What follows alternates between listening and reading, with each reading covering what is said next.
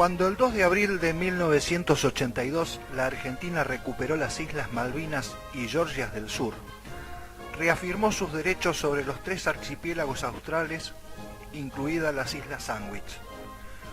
Continuó una guerra que empezó Inglaterra, cuando el 3 de enero de 1833 usurpó las Malvinas en plena paz, pues estaba en vigencia el Tratado de Amistad, Comercio y Navegación de 1825 entre ambos países. No queda duda entonces de que las acciones argentinas del 2 de abril de 1982 fueron una respuesta a esa usurpación, luego de un siglo y medio de pacientes negociaciones sin ningún resultado. Basta ver un planiferio y observar el océano Atlántico, visualizar las islas, para comprender que geográficamente los 3 archipiélagos australes en disputa solo pueden pertenecer a la Argentina. Pero el conocimiento de los hechos históricos sólidos, aquellos que no pueden negarse aunque se discutan en detalles, son los fundamentales para establecer que la soberanía de esos archipiélagos pertenece exclusivamente a la Argentina.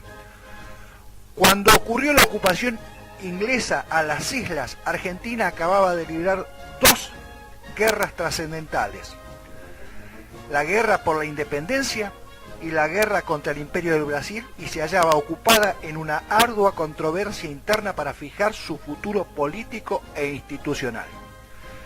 Más allá de ello, las islas estaban ocupadas por el gobierno argentino, con pobladores argentinos, y en el momento del desembarco de las fuerzas inglesas con la fragata Clio, no se respetó la autodeterminación de los isleños por parte del Imperio Británico. El operativo Rosario era la operación global que implicaba la recuperación de la soberanía argentina en Malvinas y Georgias del Sur, siendo la operación Azul la fase anfibia destinada a la recuperación de las Islas Malvinas específicamente. El plan de operaciones preveía que el desembarco se realizara el 1 de abril, sin embargo, las condiciones climáticas reinantes en la zona lo impidieron, y con ello se perdió la sorpresa táctica, ya que la presencia de la flota argentina pudo ser convenientemente informada desde Londres y los británicos pudieron tomar las medidas para la defensa de la plaza. La sorpresa táctica se había perdido, pero el plan seguía en marcha y los preparativos se iniciaron rápidamente. En la noche del 1 de abril de 1982 se ordena zafarrancho de combate en el destructor tipo D2 Santísima Trinidad, el cual tenía un elemento embarcado compuesto por 80 hombres de la agrupación de buzos tácticos y de comandos anfibios que serían los responsables de la primera fase de la Operación Azul. El destructor ingresó en la bahía Enriqueta y ponía dirección a las cercanías de Puerto Harriet. A las 21 horas, el teniente de corbeta Schweitzer y el cabo principal Pereira reciben la orden de realizar un reconocimiento avanzado y marcar la playa de Muller Creek para el desembarco, por lo que iniciaron su misión de manera silenciosa a bordo de un kayak. Cuando realizaron el reconocimiento de la zona, sin haber sido descubiertos por los británicos, deciden que la playa ideal para el desembarco era Lake Point, por lo que a las 21:30 horas el cabo principal Pereira retorna al destructor para informar sobre la situación, sirviendo además como guía para la oleada de asalto posterior. Ya entonces, el Santísima Trinidad había comenzado el procedimiento de arriado de los botes neumáticos, mientras que los comandos anfibios aguardaban la orden para embarcarlos e iniciar el desembarco sobre sus objetivos. A las 22 horas, los comandos inician ya su movimiento en el trayecto que los separa de la playa. A las 22:30 arriba el primero de ellos. Los hombres desembarcan y se despliegan de manera de comenzar a asegurar la playa, además de marcarla para que el resto de la oleada no se perdiera. A las 22:40 horas arriba el último bote y los comandos se dividen en dos grupos. El primero de ellos estaba a cargo del capitán de corbeta Guillermo Sánchez Sabarot. Tenía como objetivo el cuartel de Modi Brook, debiendo hacerse con el control del mismo y tratando de que los soldados se rindieran sin combatir si aún estaban allí. El segundo grupo estaba a cargo del capitán de corbeta Pedro Giachino, el cual tenía la misión de asegurar Government House y capturar al gobernador de las islas, el señor Red Hunt, para que la plaza se rindiera ante las fuerzas argentinas sin combatir.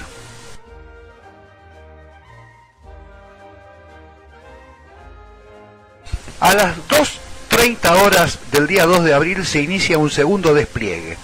Esta vez un grupo de comandos anfibios se dirigen hacia la playa Charles Point provenientes del submarino Ara Santa Fe. El grupo de comandos anfibios transportado por el submarino tenía como objetivo la captura del faro de Pembroke Point, pues allí había un equipo de comunicaciones que podría dar la alarma a los defensores. Sin embargo, cuando se supo que la sorpresa táctica se había perdido, la acción fue cancelada para evitar una posible emboscada o un enfrentamiento con los soldados británicos. Por tal motivo, a este grupo se le encomendó la señalización de las playas para el desembarco de la fuerza anfibia principal.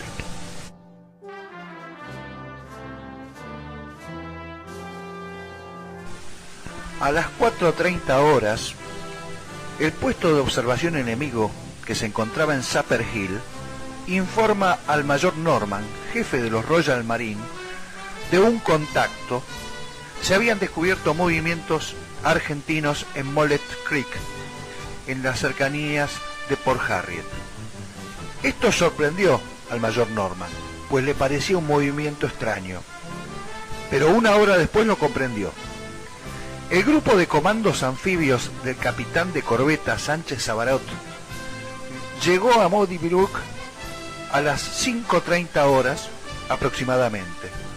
Rodearon los cuarteles y realizaron una serie de disparos intimidatorios para sorprender a las fuerzas británicas y conminarlos a rendirse. Pero las barracas estaban vacías. Los soldados británicos habían sido ya alertados y se habían replegado a posiciones defensivas cercanas a la casa del gobernador. El mayor Norman entonces comprendió que no había previsto ninguna maniobra de ese tipo. Los argentinos lo habían sorprendido por el oeste y su dispositivo defensivo estaba orientado hacia el este. Emitió la orden de que las secciones 1 y 5 se replegaran hacia la casa del gobernador como refuerzo de la posición. Por su lado, el capitán de corbeta Giachino había arribado ya a Puerto Argentino sin ser descubierto y a las 6:15 horas sus hombres ya habían rodeado la casa del gobernador.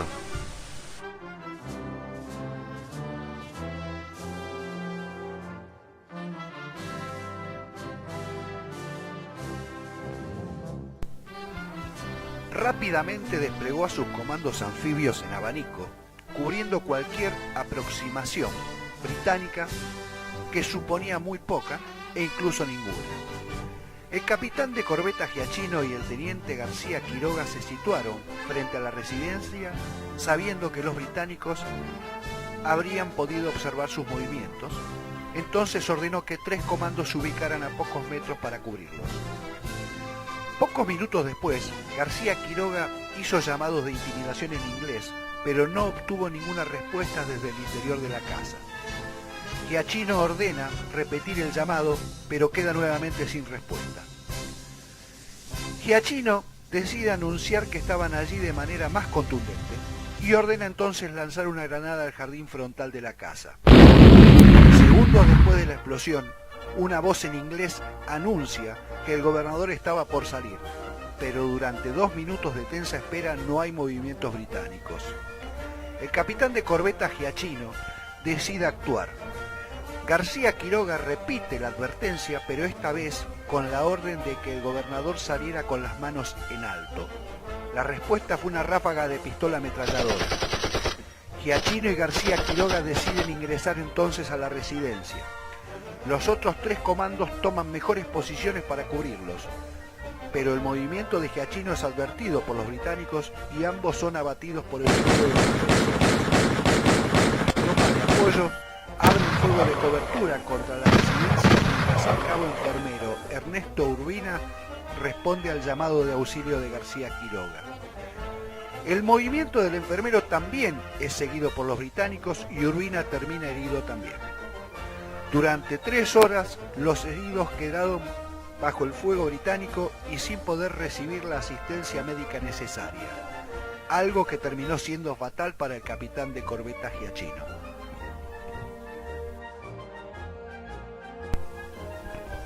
Mientras el combate en la casa de gobernador tenía lugar, el buque de desembarco de tanques Cabo San Antonio había iniciado ya el desembarco de los blindados anfibios con personal de la fuerza de desembarco que se encontraban arribando a las playas de Yorkey Bay con elementos de la infantería de marina.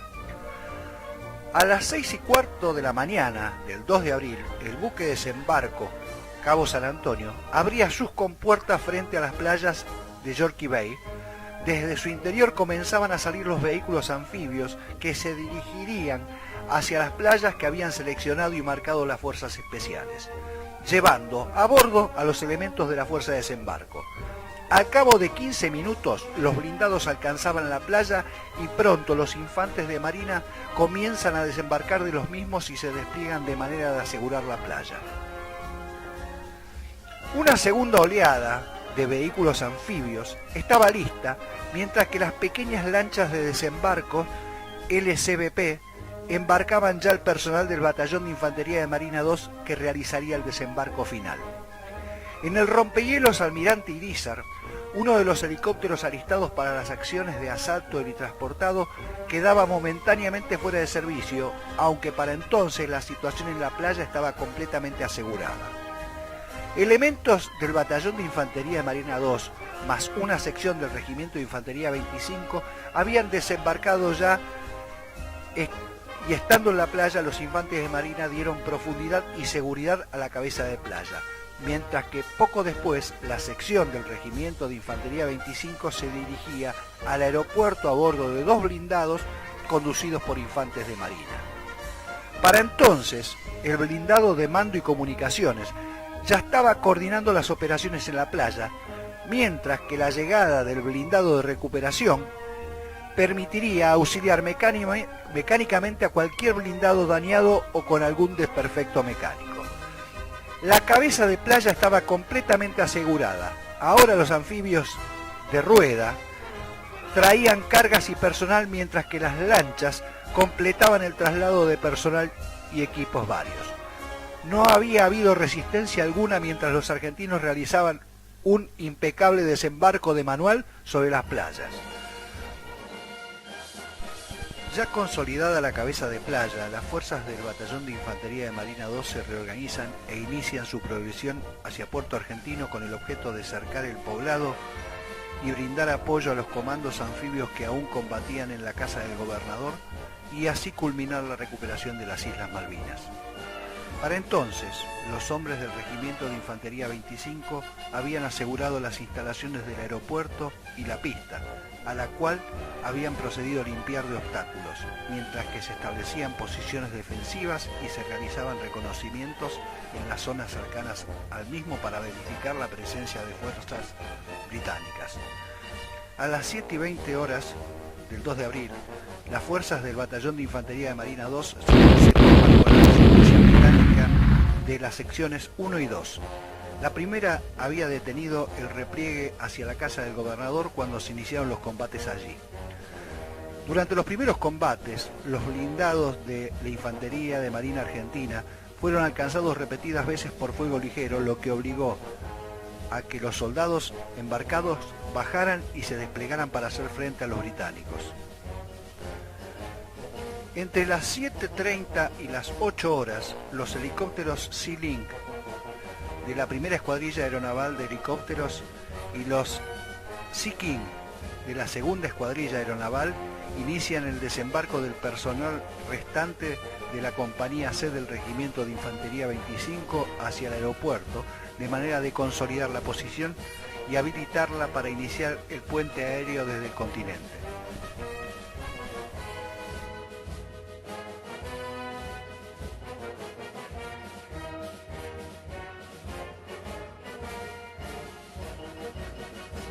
Basta ver un planiferio y observar el océano Atlántico, visualizar las islas para comprender que geográficamente los 3 archipiélagos australes en disputa solo pueden pertenecer a la Argentina.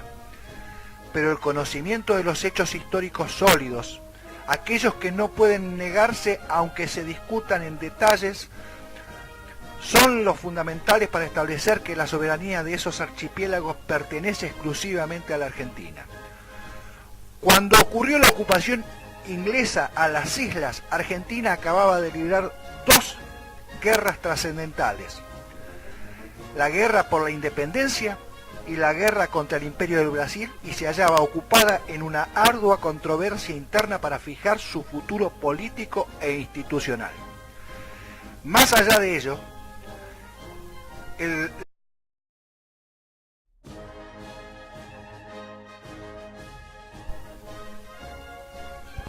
cuando el 2 de abril de 1982 la Argentina recuperó las Islas Malvinas y Georgias del Sur, reafirmó sus derechos sobre los 3 archipiélagos australes, incluidas las Islas Sandwich.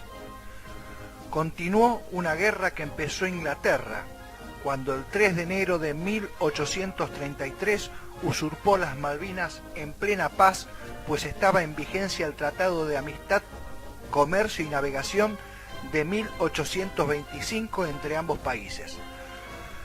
No queda duda entonces de que las acciones argentinas del 2 de abril de 1982 fueron una respuesta a esa usurpación, luego de 1,5 siglos de pacientes negociaciones sin ningún resultado. Las islas estaban ocupadas por el gobierno argentino, con pobladores argentinos, y en el momento del desembarco de las fuerzas inglesas con la fragata Clio, no se respetó la autodeterminación de los isleños por parte del Imperio Británico. El operativo Rosario era la operación